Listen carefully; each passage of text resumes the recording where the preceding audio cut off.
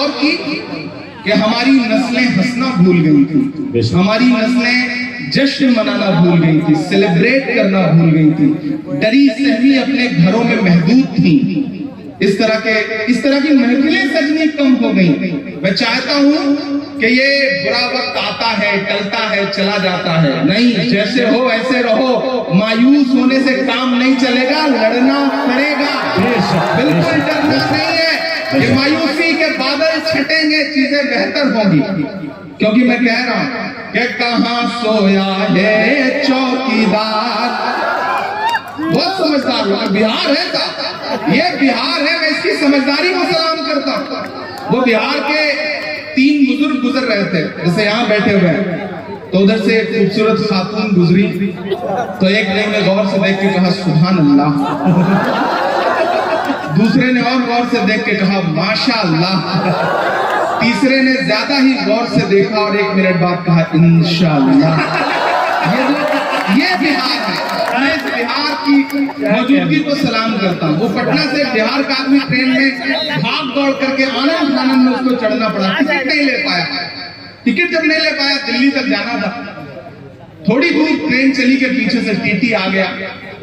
अब उसने जैसे ही टीटी को देखा, उसने सोचा जान कैसे बचे। उसने एक चादर निकाली, बिछाया और 2 रकात नमाज की नीयत बांधी। उसने सोचा जब तक नमाज पढ़ता रहूंगा टीटी गुजर जाएगा, बात खत्म। लेकिन टीटी भी समस्तीपुर का था, समझ गया खेल। वो भी वहीं पे दबा के बैठ गया कि चलो फेरो सलाम, फिर बात करते हैं।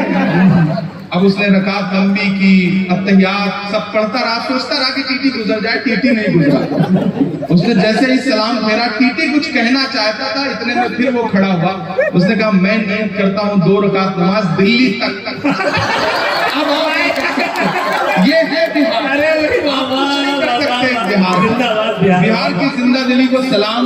बिहार ऐसे ही पूरी जिंदगी के साथ आगे बढ़ता रहे और हिंदुस्तान को एक नया रंग देता रहे।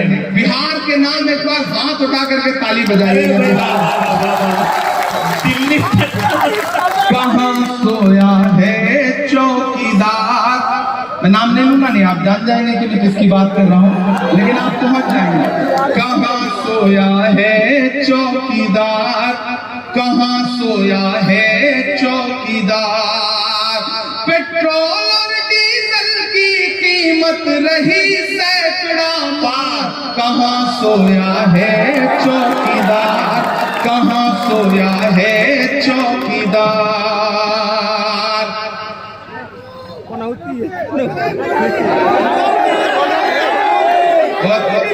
11 मैच लगातार जीते, फिर पता नहीं क्या हुआ, पता नहीं क्या हुआ। आप बहुत समझदार लोग, आप ही अंदाजा लगा सकते हैं कि क्या हुआ होगा। मैं तो देश की पार्लियामेंट में बैठता हूँ, तो मैं कोई कयास भी नहीं लगा सकता। आप भी कुछ कह रहे हैं तो कह रहे हैं, सच ही कह रहे होंगे, क्योंकि आवाम की जो आवाज है दरअसल वही असली आवाज होती है। बाकी तो अच्छा, उसके बाद अगला T20 हुआ तो जीत भी गए, ये भी कमाल हुआ। इससे भी आप अंदाजा लगाइए कि बीच में गड़बड़ हुई कहां, वो आप ही अंदाजा लगा सकते हैं कि पेट्रोल और डीजल की कीमत रही सैकड़ा मां, कहां सोया है चौकीदार, कहां सोया है चौकीदार। अभी अशरफ फारूकी साहब से कहा जाए कि आप जब पढ़ते थे तो आपके साथ 2-4 आपके क्लासमेट थे जिन्होंने आपके साथ पढ़ाई की है, तो ये 2-4 के नाम बता देंगे और मिलवा भी देंगे।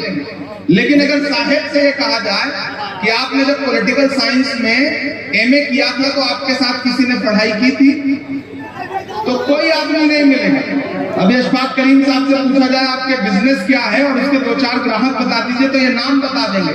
लेकिन उनसे पूछा जाए कि वडनगर स्टेशन पे जब आप चाय बेच रहे थे तो किसने खरीद के पी, आज तक मुझे कोई नहीं मिला, कोई नहीं मिला।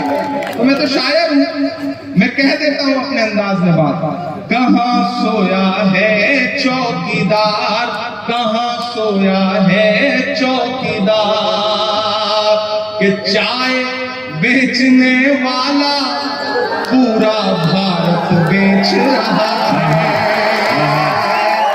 आप ही कह सकते हैं बिहार से आवाज दिल्ली तक जानी चाहिए, ऐसे काम नहीं चलेगा। सिर्फ पटना तक जाएगी तो कैसे काम चलेगा, दिल्ली तक जानी चाहिए लीजिए मिसरों पे आवाज कि चाय बेचने वाला पूरा भारत बेच रहा है, इसी काम में हासिल से महारत बेच रहा है। कि रेल बिक गई, तेल बिक गया, बिका हवाई अड्डा। अगला जो काफिया है उसके दांत चाहिए मुझे। कि रेल बिक गई, तेल बिक गया, बिका हवाई अड्डा। सब कुछ बिकता देख के खुश है अपने जेपी नड्डा। के जनता महंगाई की मारी करती हाहाकार, कहाँ सोया है चौकीदार, कहाँ सोया है चौकीदार।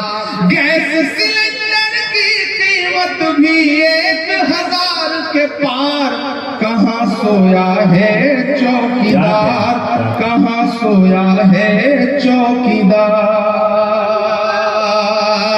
बहुत शुक्रिया, बहुत मोहब्बतें।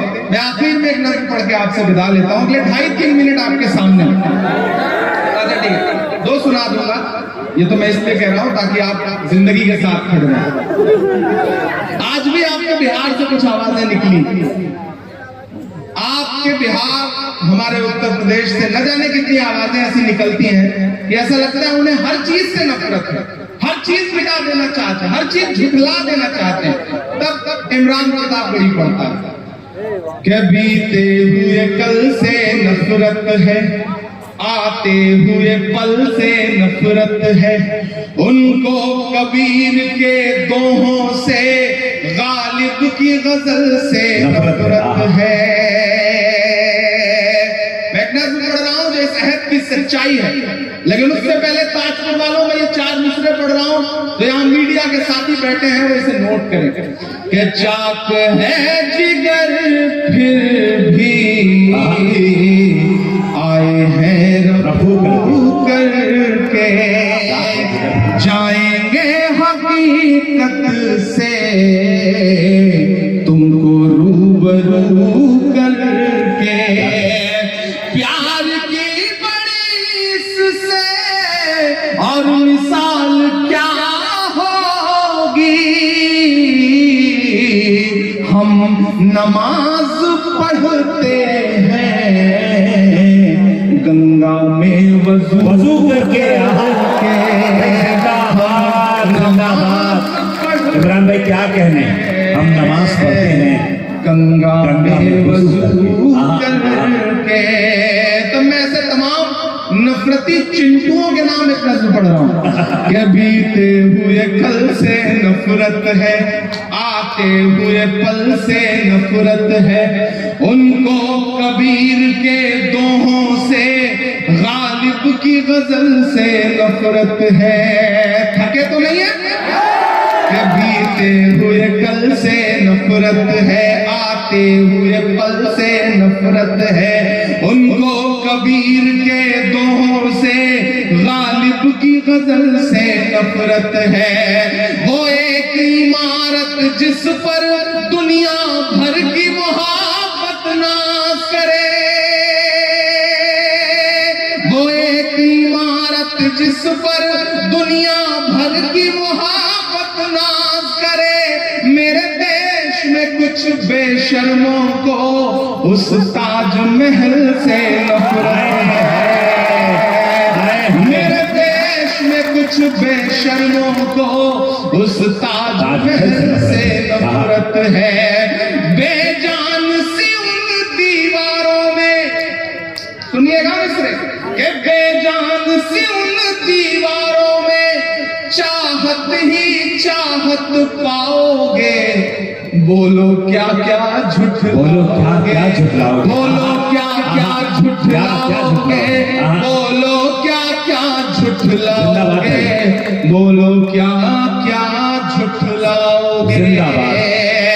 कि तलवार उठाई हाथों में तो हम टीपू सुल्तान हुए। मुझे लगना नहीं चाहिए कि आप थके। मैं एक एक नाम गिनाता जाऊंगा और बिहार उन नामों पर मुहर नजर लगाता जाएगा। मैं पढ़ता हूँ, जी, ये तलवार उठाई हाथों में तो हम टीपू सुल्तान हुए, शहनाई छूली होठों से तो हम बिस्मिल्लाह खान हुए। ये तलवार